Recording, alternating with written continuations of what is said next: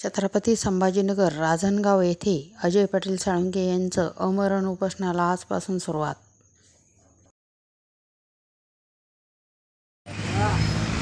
सावित्रीबाई फुले, महात्मा ज्योतिबा फुले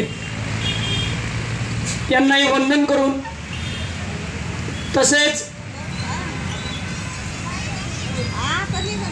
वीर बंद बैरागी यांनाही वंदन करून, हिंदू सूर्य महाराणाजी प्रताप यांनाही वंदन करून आणि सर्वच महापुरुषांना या ठिकाणी वंदन करून, भावांनो, आज आपण या ठिकाणी शेनपुंजी राजनगाव फाटा अहिल्याबाई माता होळकर चौक या प्रांगणामध्ये आपण कशासाठी जमलो आहोत हे आपणाला सर्वांना ठिकाणी माहीत आहे की शेतकरी आणि कामगार यांचे प्रश्न मार्गी लावण्यासाठी आज दिनांक 24/8/2024 तारीख ही इतिहासाच्या पानावर लिहिल्या जाणारी तारीख येणाऱ्या काळात 24/8/2024 भावांनो, कामगार आणि शेतकरी यांचे होत असलेले हाल या ठिकाणी आम्ही गेल्या 10-15 वर्षापासून या संघटनेच्या कामानिमित्तानं या राजनगावमध्ये येत होतो। त्यावेळेस या ठिकाणी वैष्णव असेल, अप्पासाहेब भागवतजी असेल, नाईकवाडे पाटील असेल, असे विविध तोगे परिवार असेल, आमचे अक्षय भाऊ ढोले असतील, हे विविध कार्यकर्ते, हे महापुरुषांचे विचाराचे हे मावळे, हे आम्हाला नेहमी या ठिकाणी म्हणायचे आणि आमच्या शेतकऱ्यांच्या आंदोलनाला नेहमी ग्रामीण भागामध्ये यायचे, शेतकऱ्यांना न्याय मिळावा म्हणून यायचे आणि त्यांनी मला या ठिकाणी सर्वांनी आणि त्यांच्या सर्व टीमने, आमचे कुंदे पाटील असतील, या ठिकाणी सर्व या ठिकाणी उपस्थित मंचावर आणि आपण सर्व उपस्थित सर्वांचे नाव घेतले तर आपली वेळ या ठिकाणी पुरणार नाही आणि म्हणून नेहमी या ठिकाणी सांगायचे की जितकं शेतकरी अन्याय होतं तितकाच कंपनी कामगारांना सुद्धा अन्याय होतो। अजय पाटील यांच्यासाठी काहीतरी करा, ही त्यांची तळमळ बघून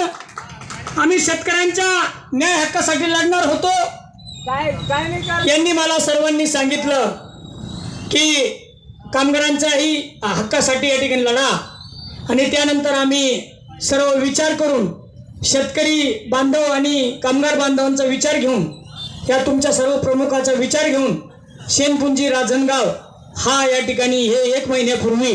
आपण हे स्थळ या ठिकाणी निवडलं आणि आपण 29 तारखेलाच या ठिकाणी 29/7 निवेदन या ठिकाणी सर्व कार्यालयाला दिलेले आहे आणि 23 ऑगस्टपर्यंत जर आपले प्रश्न मार्गी म्हणजे कालपर्यंत मार्गी लागले नाही तर 24 पासून आमरण उपोषण आम्ही करणार असा आम्ही इशारा या ठिकाणी दिला होता। परंतु कुठल्याही सरकारने, कुठल्याही राज्यकर्त्याने, कुठल्याही शासन आणि प्रशासनाने कुठलीही दखल न घेता फक्त आम्हाला एक पत्र पाठवून दिलं की आम्ही वरिष्ठ स्तरावर तुमचं या ठिकाणी सर्व म्हणणं मांडलेलं आहे, तरी आपण या ठिकाणी उपोषण करू नये अशी आपणाला विनंती आहे। नेहमी आम्ही या ठिकाणी उपोषणं करतो, आंदोलनं करतो, असेच पत्र घेऊ आम्ही असं पत्र कधी घेत नाही। आम्ही बसल्याच्या नंतर काहीतरी रिझल्ट या ठिकाणी आंदोलनामधून प्राप्त करतो जनतेच्या प्रश्नासाठी, तेव्हा आम्ही या ठिकाणी हटतो। वैष्णव भाऊंनी माझा सगळा अल्पपरिचय या ठिकाणी तुम्हाला दिला, तरी देखील तुमच्या समोर उपोषणाला कोण बसतोय यासाठी 2च मिनिटं या ठिकाणी मी तुमचे शेवटी येईल। आधी तुम्हाला उपोषणासाठी या ठिकाणी जे महत्त्वाचे प्रश्न आहे हे या ठिकाणी मी तुम्हाला सर्वांना सांगेल की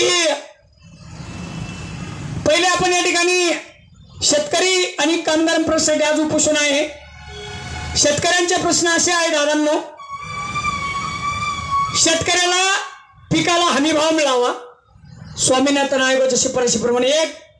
दुसरा मुद्दा आहे नदीजोड प्रकल्प करून समुद्राला विनाकारण पाणी वाहून जातं ते महाराष्ट्रामध्ये फिरवावं आणि शेतीच्या शेताला शेतकऱ्याच्या शेताला पाणी द्यावं म्हणजे या ठिकाणी खऱ्या अर्थानं शेतकरी सुजलाम सुफलाम होईल. कायमस्वरूपी जर शेतकरी सुखी करायचा असेल तर ह्या दोन गोष्टी शेतकऱ्याला महत्वाच्या आहेत.